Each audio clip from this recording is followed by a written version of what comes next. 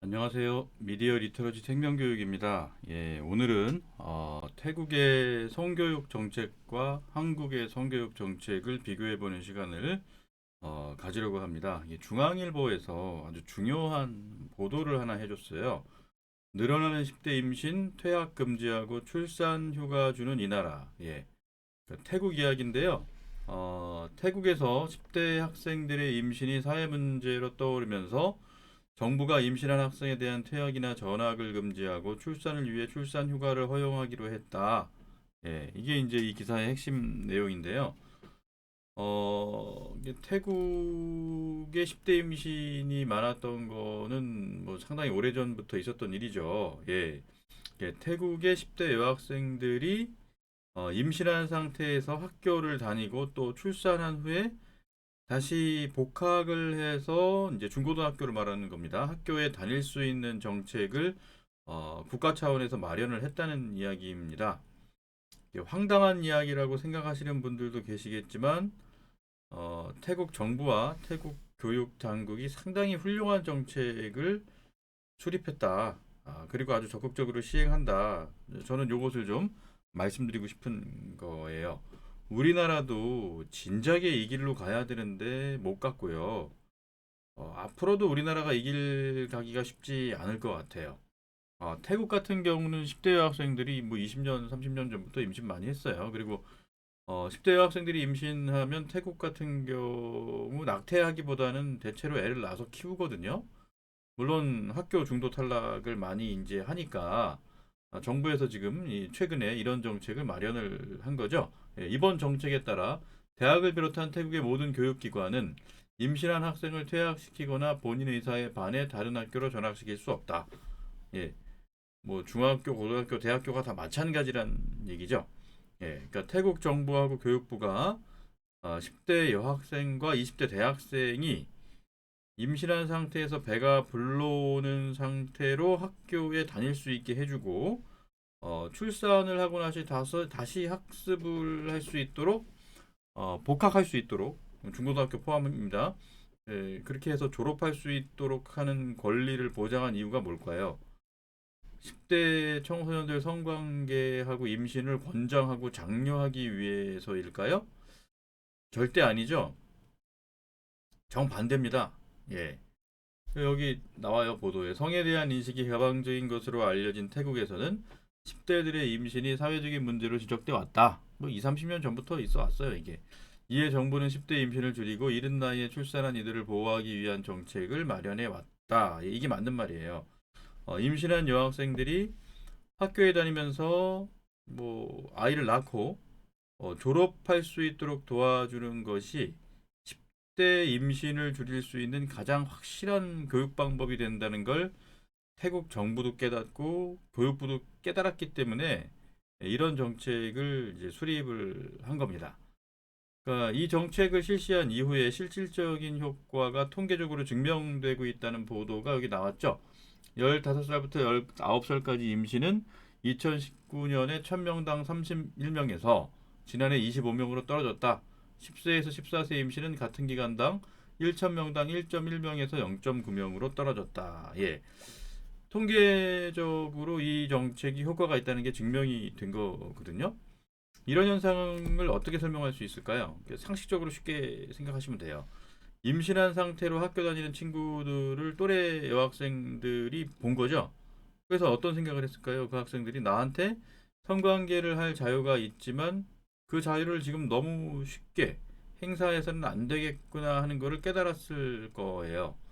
깨달았다면 그 다음엔 어떤 선택을 하는 거죠? 성관계를 하지 않기로 마음을 먹고 그런 기회를 아예 만들지 않거나 혹은 누군가가 나한테 성관계 제안을 하더라도 그것을 거절하는 선택을 하겠죠. 그리고 학교 성교육도 책임 교육과 함께 성관계를 거절하는 방향에 초점을 이제 두는 겁니다. 우리가 주목해야 될 사실이 있어요. 태국 정부하고 교육부가 피임 교육에 집중하지 않았다는 사실입니다. 콘돔과 피임약을 태국 정부나 교육부가 성교육의 대안으로 내세우지 않았어요. 태국 정부가 취한 정책은 임신한 여학생이 임신한 상태로 이게 배가 불러오는 그 상태로 학교에 다닐 수 있게 해준 거예요. 이게 지극히 상식적이면서도 실효성이 높은 교육 방법이기 때문에 태국이 선진적으로 실시한 게 아니라 이미 반세기 전부터 미국 같은 선진국에서는 이미 다 시행하고 있었던 어떤 정책이에요. 이런 점에서 제가 보기엔 태국이 우리나라보다 훨씬 더 선진적인 나라가 아닌가 싶어요. 예. 그 미국이나 태국의 이런 성교육 정책과 우리나라 성교육 정책을 좀 비교해 보면 우리나라는 상당히 문제가 많습니다. 태국도 미국 같은 선진국 성교육 정책을 따라가는데 우리나라는 절대 미국이나 이 태국이 가는 길을 가려고 하지 않거든요. 요새 뭐 고딩 엄빠라는 뭐 TV 프로그램 있잖아요. 뭐 임신한 10대 여학생들 나와가지고 뭐 인터뷰하고 저는 그게 뭐 미국 같이 이렇게 10대 때 임신하면은 학업에 지장이 있고 뭐 여러 가지 문제가 생기니까 청소년 시절에는 성관계를 되도록 갖지 마라. 뭐 이런 어떤 취지를 갖고 만든 프로그램인 줄 알았는데 아니에요. 막상 쭉 보니까 거기서도 성교육 선생님 나와가지고 얘기하는데 결론은 다 피임 얘기밖에 안 합니다. 그러면 그 프로그램을 보는 뭐 10대 청소년들은 어떤 생각을 하게 되는 거죠? 청소년 때 성관계하는 거는 아무 문제가 없고, 예, 당연히 해야 되는 일인데 피임에 실패해서 임신한 거나 아니면 피임을 안 했거나 이 두 가지 경우만 문제가 된다고 생각하기가 쉬워요. 나는 피임 잘할 거고 나는 피임 실패 안 할 거니까 나는 얼마든지 성관계 해도 돼. 그런 메시지를 그 프로그램이 상당히 많이 주고 있거든요. 이런 게 우리나라 성교육의 큰 문제입니다. 예. 우리나라 교육을 한번 잘 보세요. 공교육 기관으로서의 초중고등학교가 존재하지만 실제로는 정부와 교육부가 초중고 공교육을 사교육 업체에 외주를 줘버린 형국이거든요. 이거 다 학부모들이면 공감을 하실 거예요. 예. 그리고 이 사교육 업체가 더 큰 이익을 볼 수 있도록 지난 한 2, 30년 동안 정부의 교육 정책이 계속 바뀌어 왔다고 해도 이게 틀린 말이 아니에요. 저 과언이 아닙니다. 다른 말로 하면 사교육 업계가 공교육과 그 정책들을 뒤에서 상당 부분 조정하고 있다고 보는 게 그 본질에 대한 정확한 이해일 거예요. 근데 최근에 성교육 영역에서도 이거하고 완전히 똑같은 일이 벌어지고 있습니다. 이 성교육 영역도요. 성교육 사교육 업체 엄청 많이 생겼거든요. 이 성교육 영역도 이 사교육 업체의 외주화가 상당히 많이 진행되어 버렸어요. 예, 몇 년 사이에. 뭐 이런 내용들 제가 좀 자세히 설명 드릴게요. 신문방송 언론에서 수년 전부터 부모님의 불안감을 증폭시키면서 강조하는 내용이 있죠. 그게 뭡니까? 어, 대한민국 청소년 첫 성경험 연령이 13.6세라는 통계 수치예요. 예. 모든 청소년들이 저 나이에 뭐 성관계를 하고 있다는 게 아니에요. 예. 성관계를 경험한 아이들만 조사했을 때 평균이 저렇게 나온다는 의미인데 이런 내용은 방송에서 아예 말도 안 해줍니다. 그리고 지금 요 내용 상당히 통계 수치 해석할 때 중요한 내용인데 성교육 전문가라고 하시는 분들도 이런 내용 아예 언급을 하지 않으세요. 그러면서 어떤 내용을 말합니까? 어린 나이부터 성관계를 시작하니까 이구동성으로 결론을 어디로 몰고 가요? 피임 교육해야 된다. 아이들이 콘돔 쉽게 접할 수 있게 해줘야 되고 더블 더치 뭐 이러면서 피임약과 콘돔 두 가지를 다 사용해야 된다. 늘 한결같은 결론이에요. 신문방송 언론에서 얘기하는 게. 예. 그 13.6세가 첫 경험 연령이니까 콘돔 피임약 주자. 이런 결론을 내기 전에 먼저 따져봐야 될 내용은 뭘까요? 도대체 청소년 중에 몇 퍼센트가 성경험이 있는지에 대한 통계예요. 그 통계도 국가에서 다 조사하거든요. 근데 이런 거 잘 얘기를 안 해요. 2010년도에 조사한 거는 고등학생의 8.1%, 뭐 10%좀 안 되는 거죠. 그리고 2018년에 조사한 거는 중고등학생 통틀어서 5.7%. 그러니까 성관계를 하고 있는 청소년은 아무리 많이 봐도 전체 청소년의 10% 같이 안 되는 겁니다. 예, 뭐 10% 열에 하나인데 열에 하나 아이들이 성관계 하고 있는 건 상당히 문제 행동이긴 하죠. 예. 근데 10% 정도 되는 아이들이 성행동을 하고 있다고 해서 나머지 모든 90%까지 포함한 100% 모든 아이들한테 콘돔과 피임약을 최우선 방책이고 유일한 방책인 것처럼 교육한다는 것은 잘못된 선택이거든요. 절대 이 방향으로 가면 안 돼요. 미국 학교 성교육 절대 이 방향으로 가지 않습니다. 그런데 우리나라에는 참 이상하게도 성교육 이꼴 피임 교육이라는 아주 괴상한 그 잘못된 등식이 성교육 전문가라고 하는 분들하고 신문방송 언론 이 매스미디어에 의해서 그냥 확산돼서 퍼져버렸어요. 책임을 제일 먼저 가르쳐 줘야 되는데 책임은 다 건너뛰고 피임 교육만 하면 된다고 하니까 우리나라 같은 경우는 첫 성관계 경험 연령이 올라갈 수가 없는 거예요. 십몇 년 동안 계속 13점 몇 세에 머물러 있는 거죠. 그런데 미국하고 태국은 성교육의 결론을 절대 피임으로 가지 않았습니다. 임신한 여학생이 학교 다니다가 출산해서 아이를 키울 수 있게 하는 방향으로 갔죠. 이 방향으로 가야 성관계 경험 연령이 올라가요. 그러면서 동시에 거절 기술을 교육해야 되거든요. 네덜란드 성교육 전 세계에서 제일 성공했다고 하는 어떤 평가를 받는 교육인데 네덜란드 성교육에서는 상당히 다양한 상황에서 성관계를 거절하는 방법을 가르쳐 줘요. 그래서 이제 거기가 성관계 경험 연령이 확 올라간 거예요. 자, 다른 선진국들보다 우리나라 첫 경험 연령이 매우 낮죠. 피임 교육만 시키면 절대 성경험 연령 올라가지 않아요. 전 세계 교육학자나 성교육 뭐 이게 하는 분들 공통적인 목표가 첫 성관계 경험 연령을 올리는 겁니다. 대한민국 성교육 전문가라고 하는 분들은 성경험 연령 올리는 거에 별 관심 없어요. 콘돔 주는 거에 더 관심이 많아요. 신문방송 언론도 다 그 얘기합니다. 상당히 사교육, 뭐 피임 산업 이런 쪽이 성교육 영역에 많이 들어와 있다고 보는 게 맞을 겁니다. 예. 우리나라 10대 청소년들이 임신하는 경우 상당히 많이 있습니다. 근데 이게 대한민국 상황에서는 통계로 잘 잡히지 않아요. 왜 안 잡힐까요? 임신해서 출산을 하면 이게 통계로 잡히거든요. 다른 선진국들이나 태국 같은 경우는 10대 청소년들이 임신하면 대체로 애를 낳아요. 그래서 10대 임신 통계하고 출산 통계가 크게 다르지 않아요. 출산 통계 잡으면 임신 통계랑 똑같이 나오는 거예요. 그런데 우리나라는 어떻죠? 청소년들이 임신하면 거의 100% 낙태를 하기 때문에 청소년들이 얼마나 많이 임신하는지 통계로 잘 드러나지가 않습니다. 20대 대학생들도 마찬가지예요. 그래서 대한민국은 더 문제예요. 문제가 있으면 그게 드러나면 해결책을 찾을 수 있는데 문제 자체가 덮어져 버리기 때문에 이게 안으로 더 심각하게 골마 버리는 거죠. 10대 청소년이 출산하는 건수가 이게 통계적으로 보고는 됐어요. 해마다 뭐 2,000건 정도 된다고 조사된 게 있는데 그러니까 낙태를 이렇게 많이 하는 나라에서 청소년들이 2,000명 정도 해마다 출산을 한다는 거죠. 그러면 청소년 임신 건수는 이 출산 건수보다 어떨까요? 더 많을까요? 적을까요? 제가 보기에는 뭐 훨씬 더 많다고 봅니다. 최소 10배 정도는 더 봐야 되지 않나 싶어요. 예. 청소년들이 임신 많이 합니다.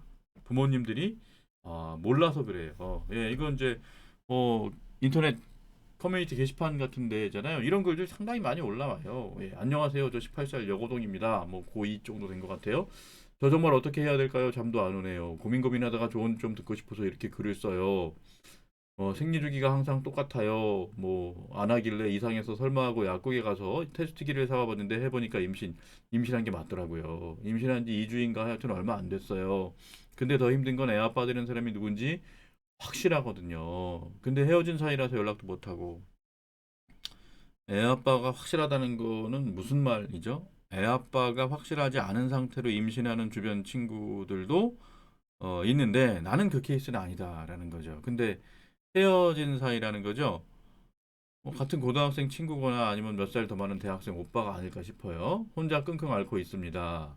저도 2일 전에 알아서 당연히 부모님께는 말씀 못 드리고, 예, 부모한테 이 얘기를 못 해요. 예, 부모는 끝까지 모르거나 알더라도 제일 늦게 아는 분들인 거죠. 친구들한테 말하려고 해도 용기가 안 나서 자꾸 피하게 되고 그럽니다. 부모한테도 얘기 못하고 친구한테도 얘기 못해요. 참 고립되는 거죠. 안 좋게 헤어졌는데 그래도 연락하는 게 낫겠죠. 예, 전 아이의 아빠가 싫다 해도 제 핏줄이 섞여 있는 내 새끼이기 때문에 나한테나 이런 건 제 아이를 제가 책임지고 절대 하고 싶지가 않아요. 근데 무서움이 너무 큽니다. 저 혼자 짊어지고 가기에는 너무 힘든 문제네요. 조언 좀 부탁드립니다. 맞아요. 예.